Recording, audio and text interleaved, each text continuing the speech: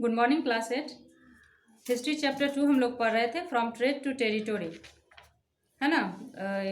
British लोगों के बारे में हम लोग देख रहे थे कि कैसे जब इंडिया में वो लोग आए तो ट्रेड करते करते कैसे अपना जो एक्सपेंशन की उनकी नीति थी उसको जो इंडिया के क्षेत्र से थे, जो टेरिटोरी थे, उनको जीतने में कैसे उन्होंने अपनी नीति कैसे लगाई, उस चीज़ को हम लोग पढ़ेंगे। और इसी को पढ़ने के क्रम में हम लोग आगे, हमारा टॉपिक है tools of expansion, annexation and expansion, यानी एनेक्सेशन करने का और एक्सपेंशन करने का क्या उनका तरीका था। सबसे पहले हम लोग देखेंगे subsidy alliance treaty. Subsidy alliance treaty क्या था? Various Indian rulers accepted the British suzerainty without fighting any war. The subsidy alliance treaty system followed by Lord Wellesley played a major role in British expansion, sometimes by force and sometimes without any war. अब देखिए, British लोगों के द्वारा, चूँकि बहुत सारे जो rulers थे, इंडियन रूलर्स थे, उन्होंने ब्रिटिश सत्ता को स्वीकार कर लिया था। कुछ राजाओं ने युद्ध के द्वारा हार मान के ब्रिटिश सत्ता को स्वीकार किया, और कुछ राजाओं ने बिना युद्ध के ही सरेंडर कर दिया और ब्रिटिश सत्ता को स्वीकार कर लिया। और ब्रिटिश लोगों ने अपनी सत्ता को और ज़्यादा फैलाने के लिए, क्षेत्र विस्तार करने के लिए, उन लोगों ने एक नीति अपनाई। इस नीति का नाम था सब्सिडी अलायंस, जो कि लॉर्ड वेलेस्ली के द्वारा इंट्रोड्यूस करवाया गया। Annexation of Sindh and Punjab. अब देखिए, इसी जो सब्सिडी अलायंस नीति जो थी, इसी नीति के तहत सिंध और पंजाब प्रांत को भी अनेक्स किया गया।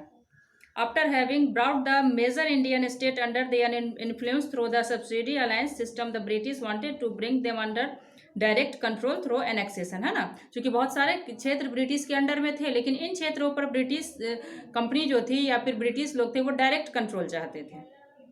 In 1809, a treaty was concluded with the rulers of Sindh, whereby the Amirs promised not to let the French pass through their territories. अब देखिए, 1809 में सिंध प्रांत में ब्रिटिश और सिंध प्रांत के जो आमिर्स थे उनके साथ एक समझौता हुआ, और इस समझौता के तहत जो आमिर्स थे, सिंध के जो आमिर्स थे, उन लोगों को ये बात माननी पड़ी कि अपने क्षेत्र के रास्ते से होकर वो लोग फ्रेंच को नहीं जाने देंगे।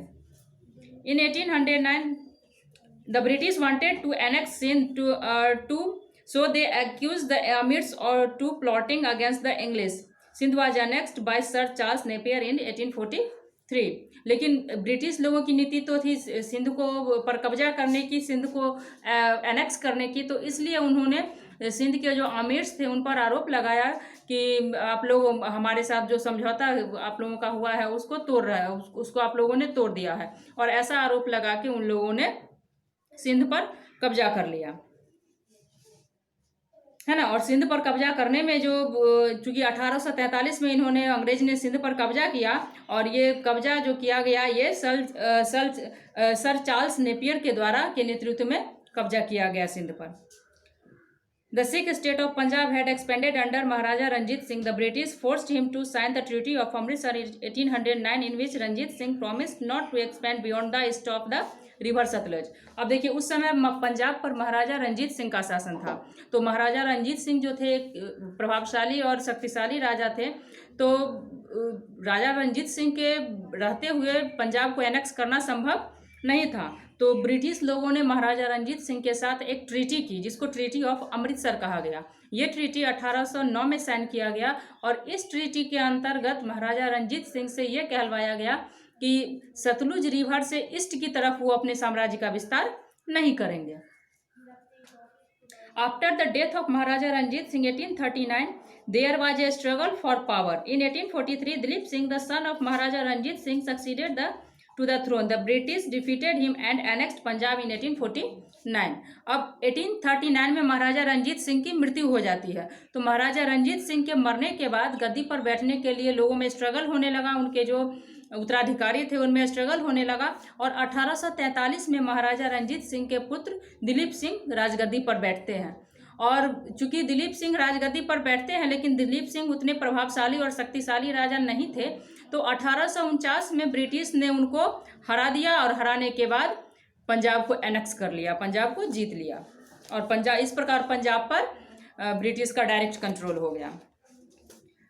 अगला हमारा जो टॉपिक है, जो अगली नीति है अंग्रेजों की, ब्रिटिश की जो अगली नीति है यहाँ पे क्षेत्र के एक्सपेंशन के लिए और एनेक्सेशन के लिए, वो नीति है the doctrine of lapse.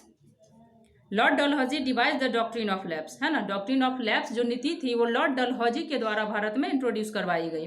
According to this doctrine only the natural heir would succeed the throne and not the adopted son in the event of the ruler's death, so the states without natural heir were annexed by the British। सब ये doctrine of lapse के अंतर्गत क्या था कि किसी भी state का जो रूलर्स है वो अगर बिना किसी नेचुरल हायर को दिए हुए उसकी मृत्यु हो जाती है तो उसका एडॉप्टेड सन जो है वो उसका उत्तराधिकारी नहीं बन सकता है। यानी किसी भी स्टेट का जो राजा है उसका जो नेचुरल पुत्र है, जो नेचुरल हायर है, उसका वही उसका उत्तराधिकारी बनेगा। कोई एडॉप्टेड सन अगर उसका अपना कोई पुत्र नहीं है और उसने कोई सन एडॉप्ट किया है तो वो एडॉप्टेड सन उसका उत्तराधिकारी नहीं माना जाएगा। और इस हालत में जो स्टेट है राजा के मरने के बाद वो स्टेट जो है वो अंग्रेज के अंडर में आ जाएगा। तो ये नीति थी इनकी। और इस नीति के अंतर्गत जो डॉक्ट्रिन ऑफ लैप्स नीति थी, इस नीति के अंतर्गत बहुत सारे क्षेत्र जो थे एक के बाद ब्रिटिश के डायरेक्ट कंट्रोल में आ गए।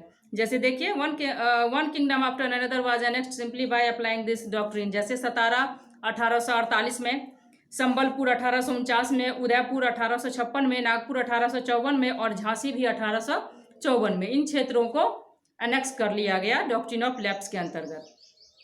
Awadh was annexed in 1856, Awadh को भी 1856 में एनेक्स कर लिया गया।